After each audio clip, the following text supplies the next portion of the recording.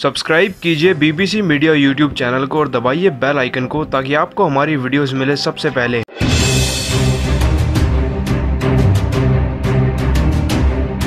तो अगर आप भी न्यूजीलैंड की टीम को टी20 की सबसे बेहतरीन टीम मानते हैं तो हमारी इस वीडियो को लाइक जरूर कीजिएगा। दोस्तों 10 नवंबर को अबू धाबी के शेख जायद स्टेडियम में न्यूजीलैंड और इंग्लैंड के बीच में टी20 वर्ल्ड कप 2021 का पहला और रोमांचक सेमीफाइनल मुकाबला खेला गया, जिसमें न्यूजीलैंड की टीम ने शानदार वापसी के साथ जीत हासिल कर फाइनल में प्रवेश किया। दोस्तों एक वक्त देखने पर ऐसा लग रहा था कि न्यूजीलैंड यह मुकाबला आसानी से हार जाएगी और उसे इस टी20 वर्ल्ड कप से बाहर होना पड़ेगा, लेकिन न्यूजीलैंड के बल्लेबाज डेरिल मिशेल और जेम्स नीशम ने शानदार और लाजवाब शॉट लगाकर इंग्लैंड के गेंदबाजों की खटिया खड़ी कर दी और अपनी टीम को टी20 विश्व कप के फाइनल में पहुंचा दिया। चलिए दोस्तों आपको बताते हैं इस मुकाबले की पूरी हाइलाइट्स के बारे में कि किस तरह से न्यूजीलैंड ने इंग्लैंड को सेमीफाइनल में हराकर 2019 के वर्ल्ड कप की हार का बदला ले लिया। लेकिन उससे पहले आप सभी को क्या लगता है कि न्यूजीलैंड की टीम टी20 वर्ल्ड कप जीत पाएगी या फिर नहीं? नीचे में कमेंट सेक्शन में जवाब जरूर दीजिएगा। दोस्तों न्यूजीलैंड और इंग्लैंड के बीच में खेले गए मुकाबले में दोनों ही टीमों ने इतनी जबरदस्त खेल का प्रदर्शन करके दिखाया जिसे देखकर तो सभी को 2019 के वर्ल्ड कप के फाइनल मुकाबले की यादें ताजा हो गई।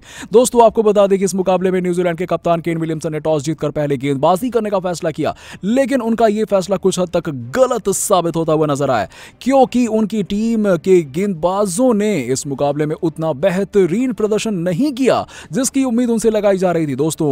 आपको बता दें कि इस मुकाबले में इंग्लैंड के बल्लेबाजों ने बेहद ही शानदार बल्लेबाजी का प्रदर्शन करके दिखाया। इंग्लैंड के ताबड़तोड़ बल्लेबाज अपना स्वाभाविक खेल खेलते हुए नजर आए। उन्होंने शुरुआत से ही ताबड़तोड़ अंदाज से बल्लेबाजी करना शुरू कर दिया जब उन्होंने पहले ही ओवर में टिम साउदी की गेंद पर एक जबरदस्त चौका जड़कर अपनी और इंग्लैंड की टीम की पारी की शुरुआत करी। वहीं दोस्तों दूसरे ओवर में ट्रेंट बोल्ट ने शानदार गेंदबाजी का प्रदर्शन करते हुए जॉनी बेयरस्टो पर दबाव बनाकर रखा, लेकिन इसके बाद भी बेयरस्टो एक चौका बटोरने में कामयाब रहे। दोस्तों इसके बाद इंग्लैंड की टीम का स्कोर 2 ओवर में 12 रन हो चुका था। वहीं अब इंग्लैंड के बल्लेबाज न्यूजीलैंड के गेंदबाजों पर पूरी तरीके से दबाव बनाने की कोशिश कर रहे थे, लेकिन दोस्तों इंग्लैंड की ओर से सिर्फ जॉश बटलर ही शानदार बल्लेबाजी का प्रदर्शन कर रहे थे। वहीं दूसरे छोर पर बल्लेबाजी कर रहे जॉनी बेयरस्टो काफी ज्यादा दिक्कत में पड़ते हुए नजर आ रहे थे। तीसरे ओवर में वो टिम साउदी की गेंद पर काफी ज्यादा फंसे हुए दिखाई दे रहे थे, जिसके कारण वो इस ओवर में सिर्फ एक ही रन बटोर पाए। इसके बाद से तो उनके लिए न्यूजीलैंड के गेंदबाजों का सामना करना काफी ज्यादा मुश्किल होता जा रहा था, लेकिन वहीं दूसरे छोर से बल्लेबाजी कर रहे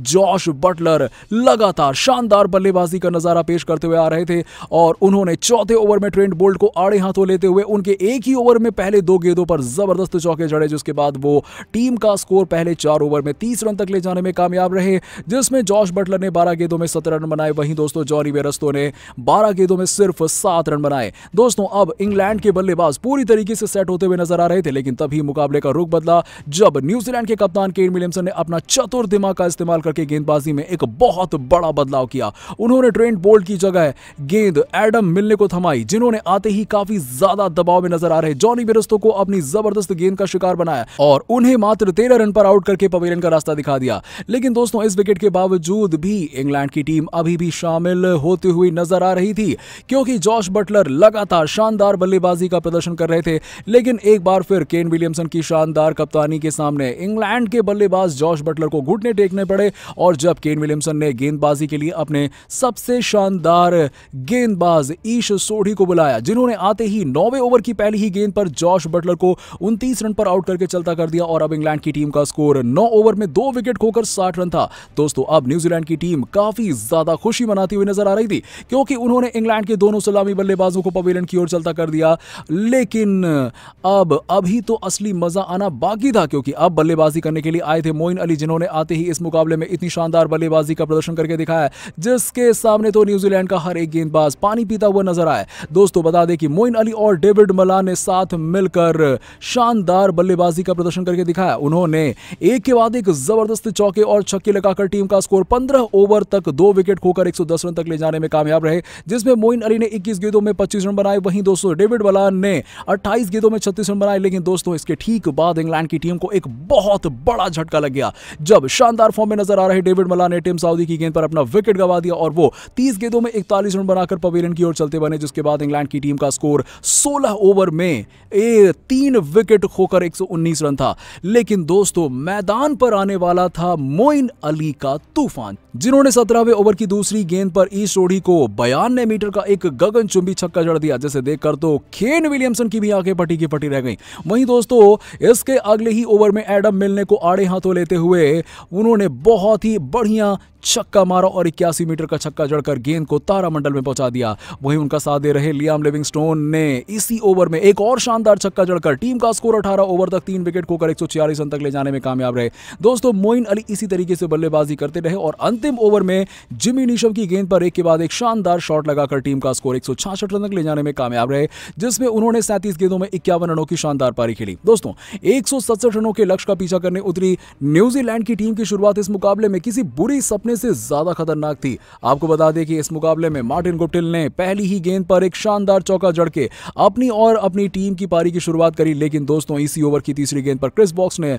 अपनी शानदार गेंदबाजी से मार्टिन गुप्टिल को अपना शिकार बनाया और उन्हें सिर्फ 4 रन पर आउट करके पवेलियन का रास्ता दिखा दिया, जिसके बाद न्यूजीलैंड की टीम को शुरुआत में बेहद ही निराशाजनक शुरुआत मिली। इसके बाद दोस्तों न्यूजीलैंड की टीम को दूसरा सबसे बड़ा झटका तब लगा जब एक बार फिर से क्रिस वॉक्स ने शानदार गेंद डालकर न्यूजीलैंड के कप्तान केन विलियमसन को अपना शिकार बना लिया और उन्हें 5 रन पर आउट करके पवेलियन का रास्ता दिखा दिया। इसके बाद दोस्तों न्यूजीलैंड की टीम का स्कोर 3 ओवर में 2 विकेट खोकर 13 रन था, जहां यहां से डिवॉन कॉनवी और डैरिल मिशेल ने एक सदी हुई साझेदारी की। दोस्तों दोनों खिलाड़ियों ने 66 गेंदों में 82 रनों की अहम साझेदारी करके न्यूजीलैंड को मुश्किल हालातों से निकालकर मैच में वापसी करा दिया, जिसके बाद न्यूजीलैंड की टीम यहां से जीत भी हासिल कर सकती थी। दोस्तों इस दौरान दोनों बल्लेबाजों ने समय समय पर चौके छक्के भी निकाले, वहीं विकेटों के बीच काफी अच्छी दौड़ भी लगाते हुए दिखाई दिए। हालांकि इसके बावजूद न्यूजीलैंड की टीम को अभी भी जीत के लिए 38 गेंदों में 72 रनों की जरूरत थी और यहां से बिना आक्रामक हुए मैच को जीता नहीं जा सकता था। इसलिए दोनों बल्लेबाजों ने बड़े शॉट खेलने शुरू किए, लेकिन यहीं पर लियाम लिविंगस्टोन ने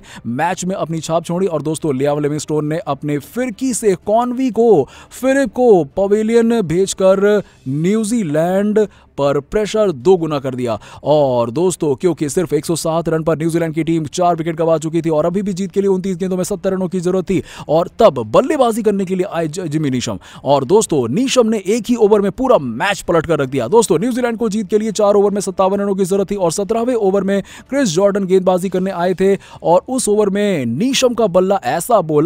बोला कि गेंदबाज से लेकर कप्तान मॉर्गन तक की आंखें फटी की फटी रह गई। दोस्तों नीशम ने जहां पहले और चौथे गेंद पर दोनों गेंदों को हवाई यात्रा पर भेज दिया, वहीं तीसरी गेंद पर एक और शानदार चौका जड़ते हुए एक ही ओवर में 23 रन बटोर लिए और न्यूजीलैंड का स्कोर 17 ओवर के बाद 4 विकेट खोकर 133 रन हो गया था, जिसके बाद 3 ओवर में उन्हें सिर्फ 34 रनों की जरूरत थी और दोस्तों अगले ओवर में leg spinner Adil Rashid Neesham का विकेट निकालने में सफल रहे, लेकिन उस ओवर में भी उन्होंने आउट होने से पहले दूसरे गेंद पर एक शानदार छक्का जड़ दिया और रही सही कसर मिशेल ने चौथी गेंद पर एक गगनचुंबी छक्का लगाकर पूरी कर दी और उस ओवर से भी 14 रन बने। लेकिन दोस्तों जिसके बाद न्यूजीलैंड का स्कोर 18 ओवर के बाद 5 विकेट खोकर 147 रन हो चुका था और अब यहां से जीत के लिए 12 गेंदों में सिर्फ 20 रनों की जरूरत थी और अभी भी क्रीज पर शानदार अर्धशतक लगा चुके मिशेल क्रीज पर मौजूद थे। वहीं नीशम 11 गेंदों में 27 रन बनाकर आउट हो चुके थे। दोस्तों इसके बाद 19वें ओवर में गेंदबाजी करने आए क्रिस वोक्स को मिशेल ने आड़े हाथों लेते हुए 2 छक्के जड़े और अंतिम गेंद पर एक शानदार चौका लगाकर न्यूजीलैंड को पहली बार T20 वर्ल्ड कप के फाइनल में पहुंचा दिया और 2019 वर्ल्ड कप फाइनल में मिली हार का हिसाब भी चुकता कर लिया। दोस्तों मैच के हीरो मिशेल के बल्ले से सिर्फ 47 गेंदों में 4 चौके और इतने ही छक्कों की बदौलत 72 रनों की पारी निकली। ऐसे में दोस्तों आप न्यूजीलैंड की आज की जीत को 10 में से कितने नंबर देंगे? इस बात का जवाब हमें नीचे कमेंट सेक्शन में जरूर दीजिएगा और ऐसी ही खबरों के लिए सब्सक्राइब कीजिए हमारे यूट्यूब चैनल को। धन्यवाद।